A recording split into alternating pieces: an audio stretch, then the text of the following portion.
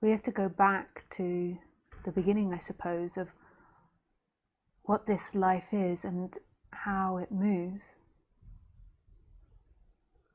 Like there is an assumption that you're moving your body, that you are looking out of your eyes, that you're hearing my voice, and that you chose to sit in front of this computer and listen to me.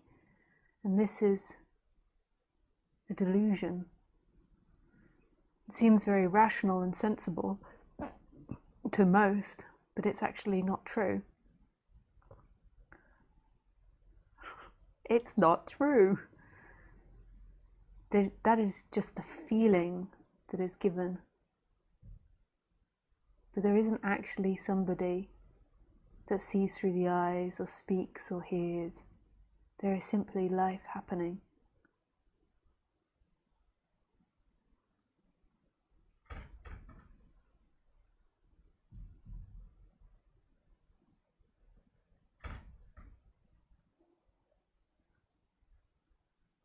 It might seem like there is somebody that is sitting there, but there isn't actually somebody sitting there.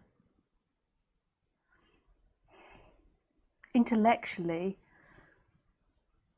getting this is not actually the experience of it, but intellectually we can point close to it by recognizing that you aren't in control of what you think and feel, even though thoughts say you are, so it all becomes very contradictory.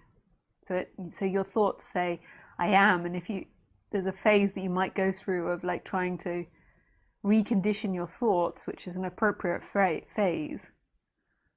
But when you really examine it, you begin to discover that there isn't actually somebody below your thoughts controlling it.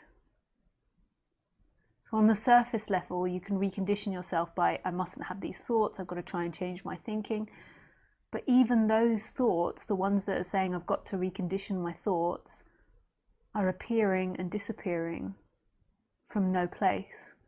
It's not like there is a God or there is a somebody sat there that's like, I'm going to think this, I'm going to think that. It just is appearing.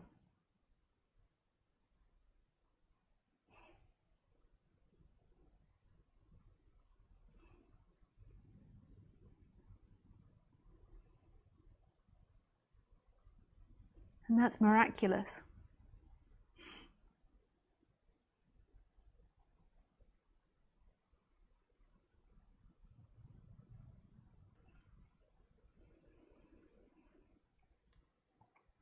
But the assumption that you do it is what can create very neurotic thinking and hostile thinking, very controlling thinking, because the belief is that you're in control of life and that you've got to protect yourself from this thing called life. So you're in control of your life, and then you've got to protect yourself from that. And if it's not true, so if the foundations of that belief isn't true, that you are in control of your life, then you can understand that could make thinking very neurotic. Just like if you're around somebody that's continuously gaslighting you, and continuously telling you you're mad, you're bipolar, there's something wrong with you, that will begin to bring about forms of insanity. Equally, it happens to an individual that grows in a society telling it you're in control of life when quite clearly they are not in control of life.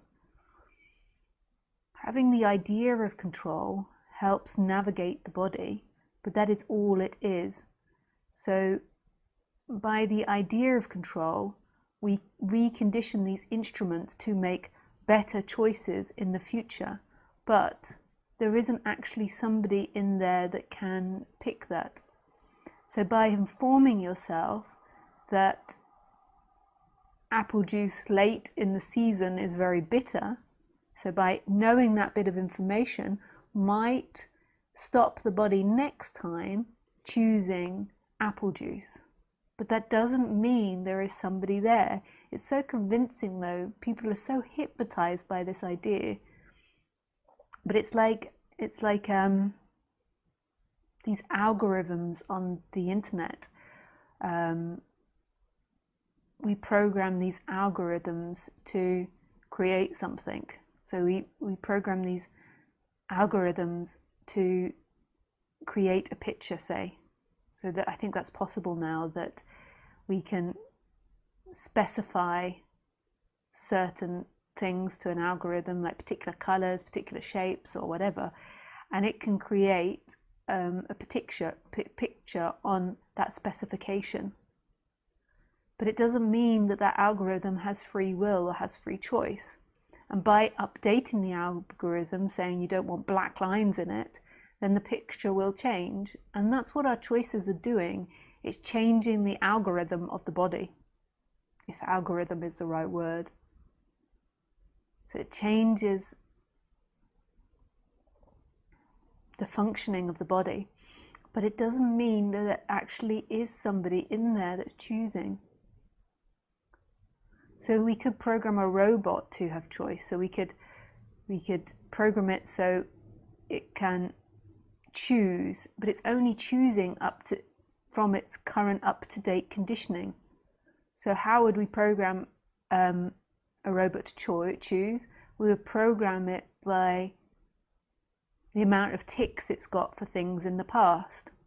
So if it's had lots of positive experiences with drinking apple juice, then in the future it's more than likely to pick that again. But that doesn't mean free will and choice. It's just the algorithm is changing and evolving and updating, which is really magical.